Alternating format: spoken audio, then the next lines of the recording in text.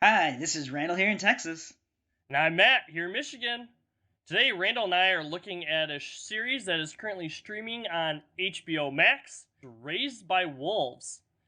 It's created by Aaron Guzikowski, who also wrote the movie Prisoners. Randall and I have already done a review for that, so be sure to check it out. He's also done the show The Red Road. Executive producer Ridley Scott also directed 2 episodes.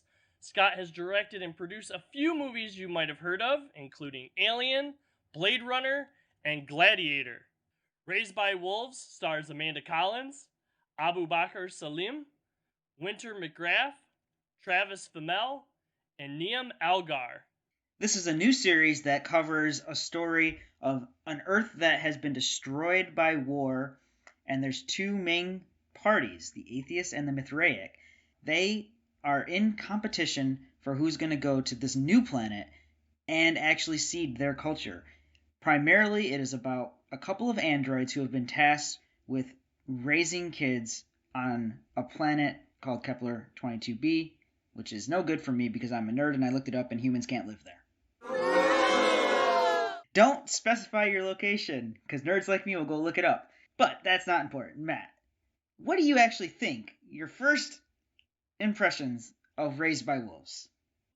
So I'll tell you, one of the big things that got me into this show was the fact that Ridley Scott's attached to it, and a lot of what I saw in like the trailers and stuff kind of go on with the feel that we get from Ridley Scott, specifically like Prometheus and other stuff in like the Alien series.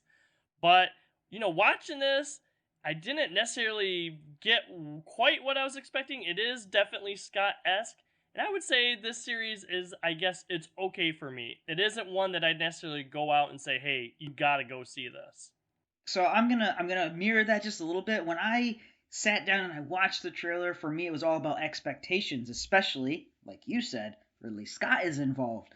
I expected extremely high production value. Ridley Scott's always been fantastic and brilliant with his environments, and I was a little bit let down. The production value, it's mostly good, but there are definitely things where I'm like, man, that the bones look super fake. They dig up some of these big creatures. I'm like, man, those look fake, and I thought that kind of threw me off. But I have a different take on the story overall. I'm mostly okay with it, but I don't want to pull any punches. This entire series covers topics that are very sensitive to a lot of people. Part of the thing I would say why I wouldn't say I'm like 100% like go on this series is I don't think there's really anything that kind of kept me too much like episode to episode. I don't know if you really experienced that, but for me it didn't leave anything like, hey, I gotta know what's coming next. I gotta know what's coming next. And I think a lot of the things that we have in this, a lot of different things that we could like touch on this movie or on this TV series. I think sometimes what we did is we didn't flesh it out as much as we could. We kind of bring on like another thing. Like each episode kind of brings on like another thing that we're looking at and another thing that we're looking at. Well, so for me, I think there's a real good reason that HBO Max released the first 3 episodes because they wanted you to watch those first 3 episodes.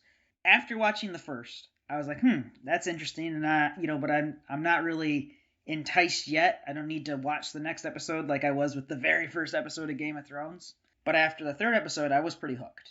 And I'm like, okay, there's a reason they released it the way that they did. It's already been renewed for a second season. The story's continuing, and I felt when it ended that I was a little disappointed at how this season ended. I knew there was more story to be told, but it didn't feel like this season really finished its story even.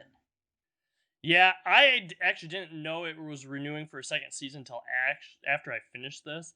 And I kind of, like you said, binge watched it a little bit. I watched the first 3 episodes stuff when it came out, but then I waited a little bit to like watch some of the other episodes. So I don't know that I was really tied in. I think I was really good like binging in kind of like the middle. And then the ending kind of like fell back for a little bit. Like the main stuff that's going on in the end of this series I wasn't really a big fan of.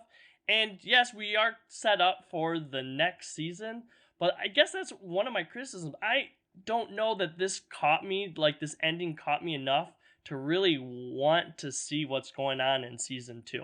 I'll be interesting because I'm still kind of fresh in my mind, so it'll be interesting after I've had more time to sit on this and dwell on it a little bit more if I still feel that way later. So it's interesting you should say that. I'm on the other side of the realm. There's enough interest here that I want to definitely see what happens. I want the story to be finished, but I kind of like stories that finish. So that's one of my things. More to the topic you're talking about how the season ends and how it kind of lets you down. I agree. So they have this really already interesting concept between this group, the atheists, and this other group, the Mithraics, who are obviously religious and not religious, and the worldviews that those two groups have. And those are already really interesting and controversial topics. But then this weird stuff starts happening.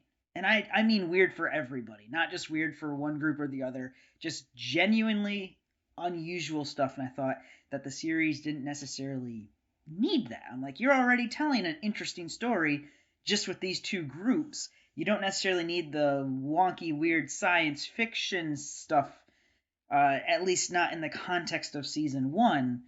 Now, maybe the storyline will be better, will continue and give us a reason for it all in season two. But I feel you. I was like, man, that stuff seems a little unusual. This show, I think, is a good show put together, and like you're saying, some of like the special effects, I enjoyed some of the other special effects, some stuff that we have with like some of the ships and stuff that we have on there. It definitely has a good feel, and then there's some stuff with Mother that Mother can do. She's one of the android characters in this that I think was well done, and we also get some flashbacks at like the war that destroyed Earth. I definitely got some like Terminator feels or whatever when watching those scenes. I would like to pivot though that speaking of Mother and Father, uh, all in all, this was super well acted. I want to give the actors, the child actors even, which we didn't even mention all of them. There's a pretty diverse group of child actors in this. Everyone did their part very well. I thought we had really conflicted characters, and you saw that on screen. The actor's portrayal was very good. Especially kudos to Mother, because that was a very straight-laced, here's an android and here's her programming, and then she just starts discovering these parts about herself that she doesn't know, and you can see her going through that as a character. Beautifully done. Oh yeah, definitely. Mother and Father really good, and that's kind of interesting playing an android because you're playing like something that's not human, but also built by humans that has some human characteristics. And I think both characters did a really good job walking that line. The other couple, the Mithraic couple or whatever, I think they did an excellent job in this movie too. One of them has kind of a transformation in this show as well, and I think they do a really good job of that. On to the child actors. My favorite of all the child actors were actually not our two main ones. Our two main ones are Campion and Paul. And, I think they're a little bit younger. I wasn't as, big on it. I did definitely like the two older child actors. I think that might be why, because they're a little bit older. I thought Tempest was really good, and Hunter.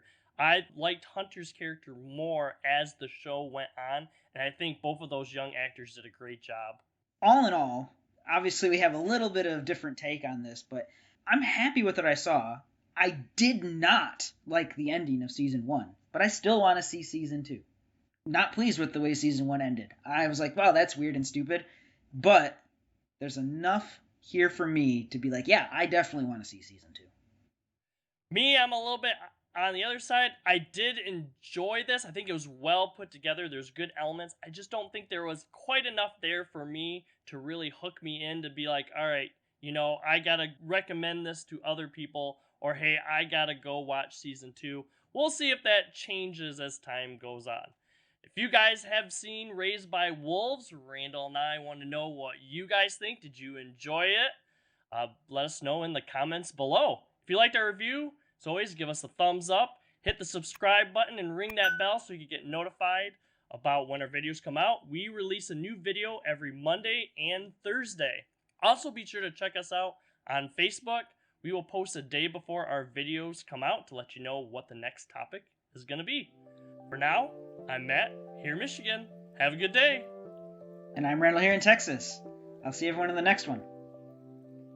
Next time on No Market Media. Please consider checking out some of our other videos.